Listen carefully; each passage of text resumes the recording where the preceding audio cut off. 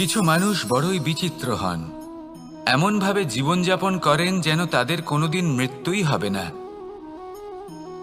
নিজেদের অহংকারের বশে একটা কথা ভুলে যান, যে যতই তারা নিঃশ্বাস নিচ্ছেন, যতই তারা জীবনযাপন করছেন, ততই তারা মৃত্যুর দিকে এগিয়ে চলেছেন। কারণ আমাদের এই জীবন তা নিঃশ্বাসের ওপর নির্ভরশীল। নিঃশ্বাস চলছে মানে জীবন চলছে। নিঃশ্বাস যদি থেমে যায় তাহলে জীবনও থেমে যাবে। আমাদের জীবনের প্রদীপ যে কোনো মুহূর্তে নিভে যেতে পারে, আর কত সময় বাকি রয়েছে সেই বিষয়ে আমাদের কোনো ধারণাই নেই। তাই যে মুহূর্ত আমরা এখন যাপন করছি সেটার সদ্ব্যবহার করে নেওয়া যাক, কোনো শুভ কর্ম করে নেওয়া যাক, এমন কোনো কর্ম যার দ্বারা আমাদের ব্যক্তিত্বতে এমন এক চমক আসে যে আমাদের মৃত্যুর পরেও এই সংসার আমাদের চিরস্মরণীয় করে। কারণ একটা কথা ঠিক, মৃত্যু হলো একটা অটল সত্য, তাকে মেনে নিতেই হবে, স্মরণীয় করে রাখতেই হবে। যে সময় আছে তার সদ্ব্যবহার করুন আর আমার সাথে ভালোবেসে বলুন রাধা রাধা। যদি কোনো সিংহ বানরের মতো গাছে চড়তে চেষ্টা করে তাহলে কি হবে? একটা মাছ যদি মাটিতে হাঁটতে চেষ্টা করে তাহলে কি হবে? তারা বিফলই হবে। কিন্তু এরকম কেন হয়? তার কারণ হলো প্রকৃতির রচনা কিছুটা এরকম। এখানে প্রত্যেকটি ব্যক্তিকে, প্রত্যেকটি প্রাণীকে আলাদা আলাদা গুণের অধিকারী করা হয়েছে এবং সকলকে একটা সীমাও প্রদান করা হয়েছে। এবার এই যে বৃক্ষ, পশু, পাখি, এদের মধ্যে সেই ক্ষমতাই নেই যে এরা নিজেদের যাচাই করতে পারবে, নিজেদের সীমাগুলো বুঝতে পারবে, নিজেদের সদ্গুণগুলো চিনতে পারবে। এরা সেটা করতে পারবে না। কিন্তু মানুষ তো আলাদা। মানুষের কাছে সেই বিশেষ শক্তি আছে যে তারা পূর্ণরূপে নিজেদের যাচাই করতে পারবে, নিজেকে পূর্ণরূপে বুঝতে পারবে, নিজের দোষ, নিজের অপগুণ, নিজের সদ্গুণ, নিজেদের সীমাগুলো তারা বুঝতে পারবে। আর এটা অত্যন্ত গুরুত্বপূর্ণ। কথায় আছে যে যদি সাফল্য লাভ করতে হয় তাহলে নিজেকে যাচাই করে নিতে হবে।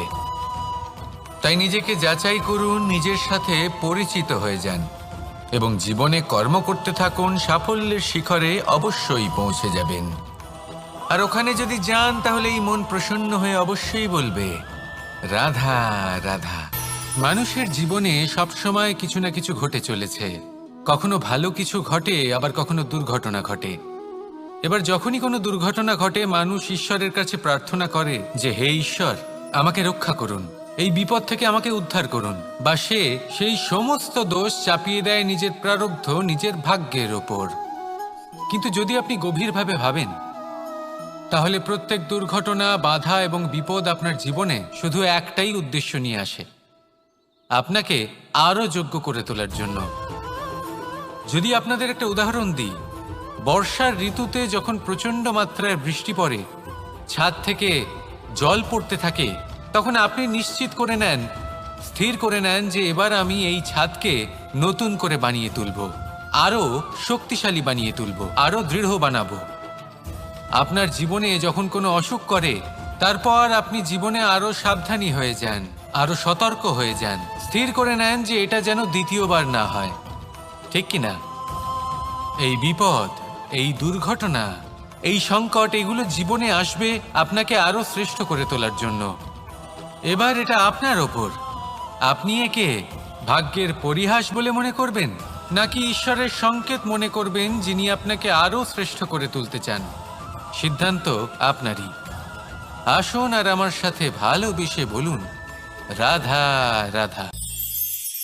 আমাদের জীবনে যখনই আমরা কোনো বড় দায়িত্বের সম্মুখীন হই তখন আমরা তার থেকে দূরে পালাই, আর এই অজুহাত দিই যে না না, এত বেশি ভার বহন করার যোগ্যতা আমার নেই, আমি করতেই পারবো না। দেখুন, এই সংসারে ভিন্ন ভিন্ন ধরনের গাছ আছে, ছোট গাছ, বড় গাছ, কিন্তু বটগাছের মতো বড় এবং নিবিড় গাছ আর একটাও নেই। সে নিঃস্বার্থভাবে এই সংসারকে সেবা করে যায়, ছায়া প্রদান করে, শীতলতা প্রদান করে। আর যখন এমন সময় আসে যখন তার ওপর বোঝা অত্যন্ত বেড়ে যায়, সে কিন্তু কোনোভাবেই ভেঙে পড়ে না। তখন সে নিজের নিঃস্বার্থ কর্মের ফল লাভ করে। সেই নিঃস্বার্থ কর্ম যা সে করেছে। তার দেহ থেকে ছোট ছোট ঝুড়ি বার হয় এবং তা কাণ্ডের আকার ধারণ করে। সেই কাণ্ড মাটির কাছে পৌঁছয় এবং তারপর তা বটগাছের সহায়ক হয়ে ওঠে। সে ভেঙে পড়ে যায় না। এইভাবে আপনিও জীবনে নিঃস্বার্থভাবে সবার সেবা করুন, ভালোবাসুন, সবাইকে সাহায্য করুন। যেদিন আপনার ওপর বোঝা অত্যন্ত বেড়ে যাবে, সেদিন এই সব মানুষ আপনাকে সাহায্য করার জন্য আসবেন, আপনার শক্তি হয়ে উঠবেন। আর আপনি বটগাছের মতোই মহান এবং বিশাল হয়ে উঠবেন।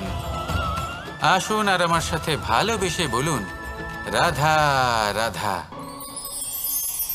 আমাদের মধ্যে বেশিরভাগ মানুষ কোনো না কোনো মহাশক্তির উপস্থিতিকে বিশ্বাস করেন। আমরা মনে করি যে এ হলো সেই মহাশক্তি যার প্রভাব, যার কৃপা চিরকাল আমাদের উপর বজায় থাকে। আমাদের কর্মের ওপর, কর্মফলের ওপর চিরকাল তার দৃষ্টি থাকে। আমাদের মধ্যে কেউ একে ঈশ্বর মনে করেন, কেউ বা প্রকৃতি মনে করেন, বা কেউ কোনো গৃহপালিত পশুর মধ্যে মহাশক্তির দর্শন লাভ করেন, বা কেউ কোনো বস্তুর মধ্যে। প্রত্যেকের নিজস্ব বিশ্বাস আছে, কিন্তু সেই শক্তির থেকে আশীর্বাদ লাভের জন্য বা কোনো ইচ্ছে পূরণের জন্য আমরা কখনো না কখনো মন্দিরে যাই। এই মন্দির শব্দের সূত্রপাত কিভাবে, আগে সেটা বুঝে নেওয়া যাক। মন্দির এই শব্দের আরম্ভ হলো মনের দ্বারা, কিন্তু বেশিরভাগ মানুষ যখনই মন্দিরে যান কোনো ইচ্ছে পূরণের জন্য বা ইচ্ছে পূরণ হওয়ার পরে ধন্যবাদ দেওয়ার জন্য, তখন তিনি শুধুমাত্র শারীরিকভাবে সেখানে উপস্থিত থাকেন। তার মন তো সাংসারিক কাজের মধ্যেই ঘোরাফেরা করতে থাকে, তাই না? তাহলে বলুন, এর অর্থ কি? যদি আপনি মন্দিরে নিজের মনকেই না নিয়ে যান, তাহলে তার কি লাভ হবে? মন্দিরে গিয়ে নিজের মনকে ঈশ্বরের চরণে পূর্ণরূপে সমর্পণ করুন। নিজের মন থেকে ঈশ্বরের আরাধনা করুন, আর এই মন থেকেই বলুন, রাধা রাধা। পাণ্ডবরা বন থেকে এসেছিলেন। ওনাদের কাছে না কোনো ধন ছিল, না কোনো সম্পদ, না বিদ্যা। নিজের পরিশ্রমের দ্বারা ওনারা বিদ্যা অর্জন করেছিলেন, আর তার দ্বারাই সম্পদ অর্জন করলেন আর ধনও অর্জন করলেন। এই পাণ্ডব ছিলেন অত্যন্ত কুশল এবং শক্তিশালী। যুধিষ্ঠির নিজের পরিশ্রম দ্বারা এমন জ্ঞান অর্জন করেছিলেন যে এই সংসার ওনাকে ধর্মরাজ যুধিষ্ঠির অভিহিত করেছিল। দেখতে গেলে পাণ্ডবদের কাছে সবকিছুই ছিল, কিন্তু যখন বিষয় এলো আরও ধন লাভ করার, তখন যুধিষ্ঠির, যিনি পাণ্ডবদের মধ্যে জ্যেষ্ঠ, তিনি সকল পাণ্ডবদের সাথে দ্যুতক্রীড়ায় অংশগ্রহণ করে ফেললেন। এর ফলে না শুধু ধনলক্ষ্মী, ধর্মলক্ষ্মী, বিবেক লক্ষ্মীকেও হারালেন, আর শুধু তাই নয়, নিজের গৃহলক্ষ্মী দ্রৌপদীকেও হারিয়ে ফেললেন। এর কারণ কি? ভুলে গেলেন খুব সহজ একটা কথা, এই সংসারে সম্মান এবং সাফল্য দুটোই পরিশ্রমের দ্বারা লাভ করতে হয়। কিন্তু দ্যুতক্রীড়ার এই খেলা আমাদের ভাগ্যের উপর নির্ভরশীল। এই সংসারে দুটি পথ রয়েছে। একটা পথ যেখানে কর্ম এবং পরিশ্রমের দ্বারা আপনি নিজের পথ নিজেই রচনা করতে পারবেন, আর দ্বিতীয় পথ হলো যেখানে এই ভাগ্য এক মুহূর্তে আপনাকে শিখরেও পৌঁছে দিতে পারে, আবার ধূলিসাৎ করে দিতে পারে। আপনি কোন পথ বাছবেন, সেই চয়ন আপনারই। আসুন আর আমার সাথে ভালোবেসে বলুন, রাধা রাধা। একদিকে হলো আঙুর আর অন্যদিকে কিশমিশ। দেখতে গেলে এই দুটোই সবারই খুব প্রিয়, শিশু হোক, যুবক হোক, বা কোনো বৃদ্ধ ব্যক্তিই হোক না কেন। আর দেখতে গেলে এই কিশমিশ, এটা আঙুর থেকেই আসে, তারই অন্য একটি রূপ। কিন্তু কখনো হাটে যান আর গিয়ে জিজ্ঞেস করুন যে এই কিশমিশ আর আঙুর, এই দুইয়ের মধ্যে অধিক মূল্য কার? আপনিও নিশ্চয়ই জানবেন যে কিশমিশের মূল্য আঙুরের থেকে অনেক গুণ বেশি। এবার এরকম কেন হয়? এর পেছনে কি কারণ থাকতে পারে? একদিকে হলো সেই আঙুর যা টাটকা অবস্থায় গাছ থেকে পেড়ে খাওয়া যায়, আর অন্যদিকে হলো কিশমিশ যাকে মাসের পর মাস রোদে ফেলে রাখা হয়। একদিকে আঙুর যা কিনা অত্যন্ত রসালো, আর কিশমিশে কোনো রসই নেই। একটি হলো অত্যন্ত কোমল এবং সুন্দর, অন্যটি অমসৃণ এবং তাতে বিন্দুমাত্র সৌন্দর্য নেই, তাও তার মূল্য বেশি।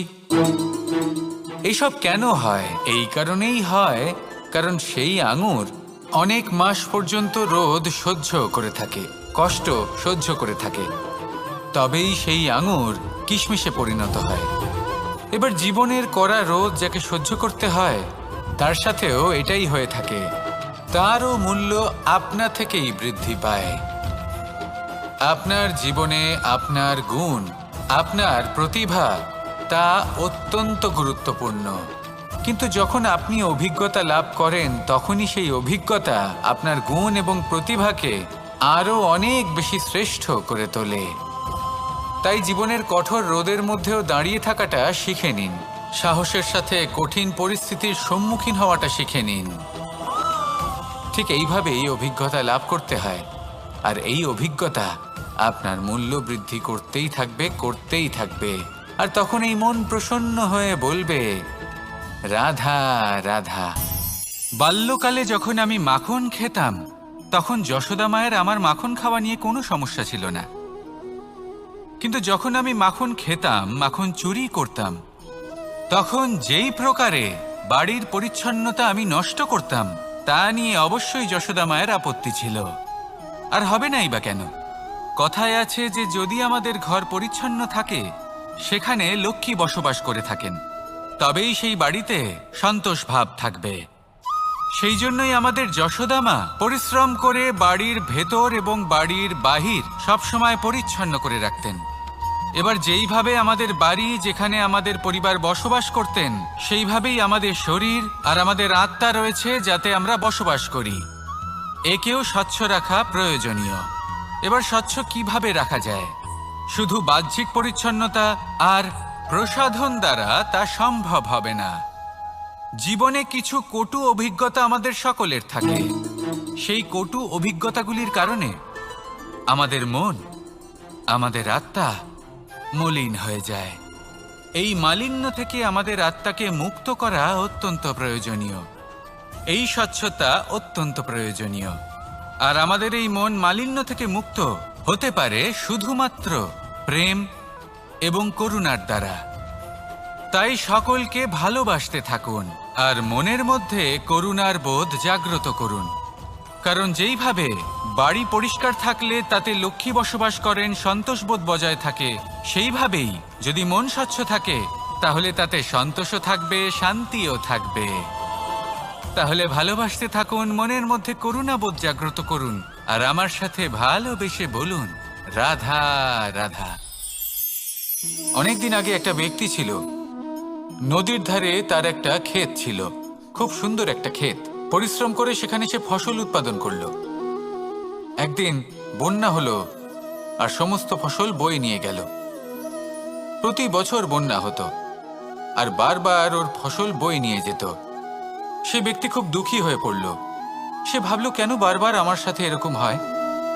তখন একজন ওকে বোঝালো যে প্রতি বছর যখন এই বন্যা আসে, তখন সে তোমার ক্ষেত উর্বর মৃত্তিকা দ্বারা পুষ্ট করে তোলে। তখন সেই ব্যক্তি বুঝতে পারল যে প্রকৃতি ওকে কত বড় একটা উপহার দিয়েছে। প্রতি বছর বন্যা শেষ হওয়ার পরে সে ফসল উৎপাদন করত এবং তাতে 10 গুণ বেশি ফসল হতো। এই সংসারে যতক্ষণ না বৃষ্টির ফোঁটা মাটিতে পড়ছে, ফসল কিভাবে উৎপন্ন হবে? যতক্ষণ না এই সোনা তীব্র আগুনে উত্তপ্ত হচ্ছে, ততক্ষণ সে কুন্দন কি করে হয়ে উঠবে? সেইভাবেই যতক্ষণ না আপনি সমস্যার সম্মুখীন হচ্ছেন, জীবনে সামনে এগোবেন কিভাবে? তাই বিপদ হোক বা সমস্যা, তার সম্মুখীন হন, আর তাও ইতিবাচক মনোভাব নিয়ে। দেখবেন অবশেষে আপনি বিকাশের পথে অগ্রসর হয়েছেন। আসুন আমার সাথে ভালোবেসে বলুন, রাধা রাধা। মোহ আপনার অন্তরের আরো একটা শত্রু। এবার মানুষ প্রেম আর মোহের মধ্যে পার্থক্য বুঝতে পারে না। কিছু মানুষ ভাবে যে মোহর মধ্যে খারাপ কি আছে? যদি কোনো মানুষের তার বাবা মার প্রতি, তার সন্তানের প্রতি মোহ থাকে, তবে খারাপ কি আছে? খারাপ আছে, আর সেটা তাদের জন্য খারাপ হতে পারে যাদের প্রতি আপনার এই মোহ আছে। এবার মোহ আর প্রেমের মধ্যে পার্থক্য আপনাকে বোঝাচ্ছি। মোহ শুধুমাত্র পেতে চায়, সেখানে প্রেম শুধুমাত্র দিতে শেখায়। এই দুই পরিস্থিতিতেই আপনার হাত প্রসারিত থাকে। মোহের ক্ষেত্রে কোনো বস্তু বা কোনো ব্যক্তিকে লাভ করার জন্য, আর প্রেমে শুধুই প্রদান করার জন্য। মোহর বশে আপনার পায়ে বাঁধন পড়ে যেতে পারে। যদি মাতা পিতার তার সন্তানের প্রতি মোহ থাকে, তাহলে তারা তাদের সন্তানকে কখনো দুঃখে, চিন্তায়, যন্ত্রণায় দেখতেই পারবে না। সেই জন্য তারা সন্তানকে বেঁধে রাখতে চান একটা সুরক্ষিত ক্ষেত্রে, যেখান থেকে না তারা সংসারকে দেখতে পায়, না পরখ করতে পারে, না কিছু শিখতে পারে, না বিকট পরিস্থিতির সম্মুখীন হতে পারে। ঠিক যে কারণে তারা দুর্বল হয়ে পড়ে, অজ্ঞানী হয়ে ওঠে। তাদের বিকাশ সেখানেই স্তব্ধ হয়ে যায়, আর সেখানে প্রেম শুধুমাত্র বিকাশের পথে নিয়ে যায়। মা বাবা যদি সন্তানকে ভালোবাসেন, তাহলে তাকে ছেড়ে দেন যে যাও সংসারকে দেখো, পরখ করো আর শেখো। কিভাবে এর সাথে লড়াই করতে হবে সেটা নিজে শেখো। নিজের শক্তি নিজেই বাড়িয়ে তোলো, নিজের পথ চয়ন করো। সেই জন্য এই মোহর শিকল ভেঙে ফেলুন আর প্রেমকে আপন করে নিন। আর এই প্রেম দ্বারাই বলুন, রাধা রাধা। এই হলো বটগাছের একটা বীজ।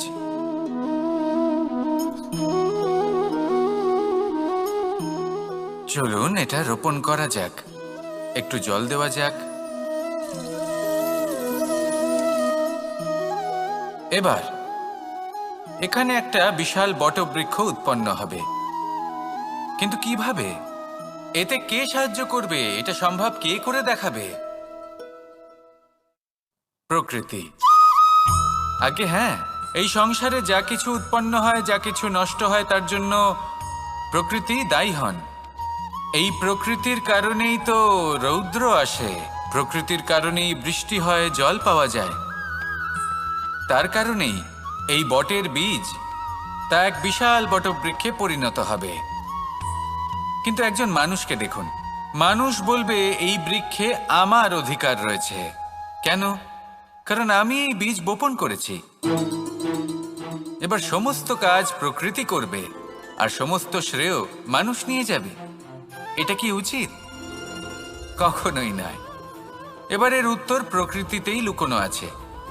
কখনো কোনো পাখিও এই বীজ রোপণ করে, সেখানে বৃক্ষ উৎপন্ন হয়, তাতে ফল আসে, সেই পাখি সেই ফল খায়, কিন্তু সেখানকার বাকি পাখি এবং প্রাণীদের সেই ফল খেতে বারণ করে না।